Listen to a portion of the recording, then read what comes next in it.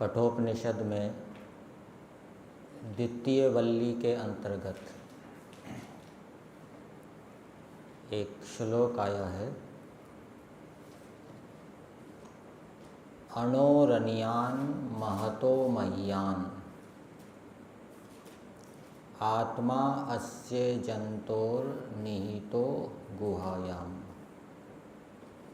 तम अक्रतुः वीत शोको तम पश्यति वीत शोको तम पश्यति अक्रतुः वीत शोको धातु प्रसादात् महिमानम आत्मनः। इस श्लोक में ईश्वर के बारे में बताया गया है और ईश्वर को कौन देखता है, ईश्वर को कौन समझता है, वो भी बताया गया है। पहली बात बताई अणो अणियान। क्या अर्थ है इसका? अणु से अणुतर, सूक्ष्म से सूक्ष्मतर। अणु का अर्थ अणु भी होता है, परमाणु भी होता है और अणु का अर्थ सूक्ष्म भी होता है। जो परमेश्वर सूक्ष्म से भी सूक्ष्म है। अणोहो कौन सी भक्ति? पंचमी।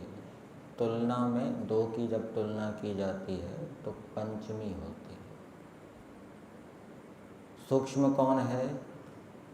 प्रकृति, प्रकृति से भी सूक्ष्म है। आत्मा भी सूक्ष्म है। परमात्मा आत्मा से भी सूक्ष्म है, उसके अंदर व्याप्त है। उपनिषद के अंदर एक अंतर्यामी ब्राह्मण है, उसमें बताया गया है कि जो परमात्मा आत्मा के अंदर है उसका अंतर्यामी है और आत्मा जिसका शरीर है। किसका? परमात्मा का। तो ईश्वर सूक्ष्म पदार्थों से भी सबसे सूक्ष्म है। ईश्वर से सूक्ष्म और कुछ नहीं है। फिर दूसरी बात बताई महतो महीयान, जो बड़े बड़े पदार्थों से भी बड़ा है। बड़े बड़े पदार्थों का उदाहरण दिया है, पृथ्वी, आकाश आदि पदार्थों से भी जो बड़ा है। सृष्टि के बाहर भी जो विद्यमान है। यजुर्वेद के 31वें अध्याय में भी मंत्र आता है, एतावानस्य महिमा अतो ज्यायांश्च पुरुषः पादोऽस्य विश्वभूतानि त्रिपादस्य मित्र।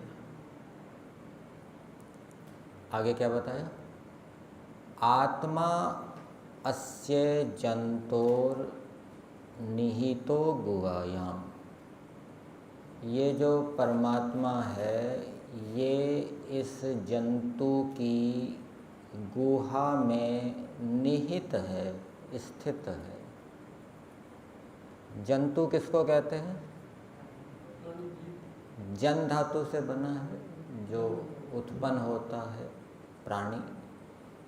आत्मा तो उत्पन्न नहीं होता, आत्मा युक्त जो शरीर है वो उत्पन्न होता है। तो इस प्राणी की गुहा में जो परमात्मा निहित है, स्थित है, इसका अर्थ किया है हृदय के एक देश में परमात्मा स्थित है।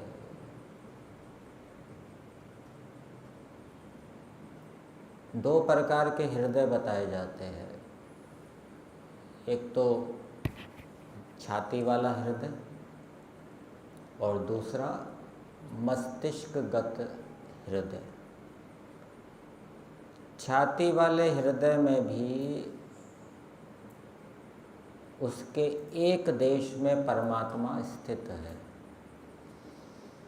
परमात्मा तो सर्वव्यापक है, फिर ऐसा क्यों कहा कि वह हृदय के एक देश में स्थित है?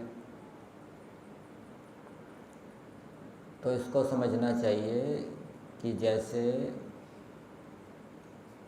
कोई पूछे कि भाई पीने का पानी कहाँ मिलेगा, तो उसको क्या बताया जाता है, वहाँ पर नल लगा है, वहाँ से आपको पानी मिल जाएगा। पीने का पानी तो टैंकी में भी होता है, वहाँ नहीं कहते। कहाँ कहते हैं? जहाँ से पानी प्राप्त होता है। तो ईश्वर की जो प्राप्ति है, ईश्वर का जो साक्षात्कार है, हृदय प्रदेश में होता है। इसलिए ईश्वर को क्या कहा कि ईश्वर हृदय में स्थित है। फिर हृदय के एक देश में लिखा। अब हृदय तो बहुत बड़ा है, आत्मा भी हृदय के एक देश में रहता है। तो जहाँ आत्मा होगा वहीं वह आत्मा ईश्वर का साक्षात्कार करेगा। इसलिए क्या लिख दिया? हृदय के एक देश में ईश्वर स्थित है। दूसरी बात, बुद्धि रूपी हृदय में भी स्थित है। मस्तिष्कगत जो हृदय है, बुद्धि है, उसमें भी स्थित है। कैसे? जैसे इसको समझने के लिए, सारा का सारा विश्व किस में है? एक ग्लोब के अंदर सारा का सारा विश्व आ जाता है। आपको सारे विश्व की, संसार की जानकारी प्राप्त करनी है तो ग्लोब के माध्यम से आप सारे संसार की जानकारी प्राप्त कर सकते हैं। तो हम क्या कहेंगे? सारा का सारा संसार किस में है? ग्लोब में स्थित है। इसी प्रकार से ईश्वर भी बुद्धि रूपी गुहा में स्थित है। बुद्धि से ईश्वर जाना जाता है। जैसे विश्व सब जगह व्याप्त है, लेकिन वो ग्लोब से जाना जाता है, इसी प्रकार से ईश्वर भी बुद्धि से जाना जाता है, बुद्धि बल से जाना जाता है। इसलिए क्या कहेंगे कि ईश्वर बुद्धि रूपी गुहा में निहित है, स्थित है। वो जानने की दृष्टि से कहा, और छाती वाले हृदय में निहित है वो प्राप्त होने की दृष्टि से कहा। फिर आगे बताया, तम पश्यति अक्रतुः। उसको कौन देखता है? अक्रतु।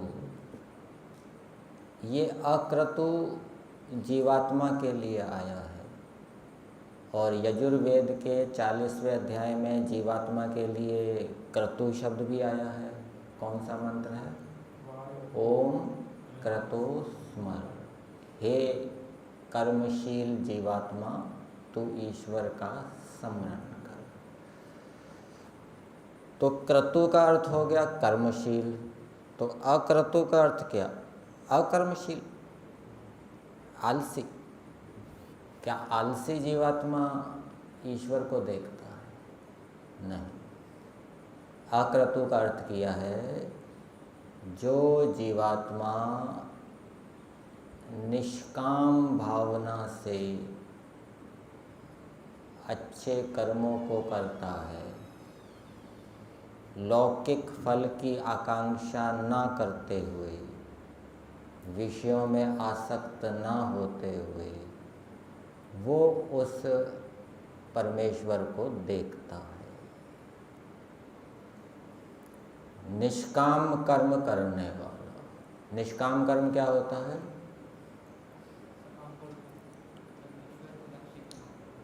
कि ये जो मैं कर्म कर रहा हूँ, मैं पुरुषार्थ कर रहा हूँ,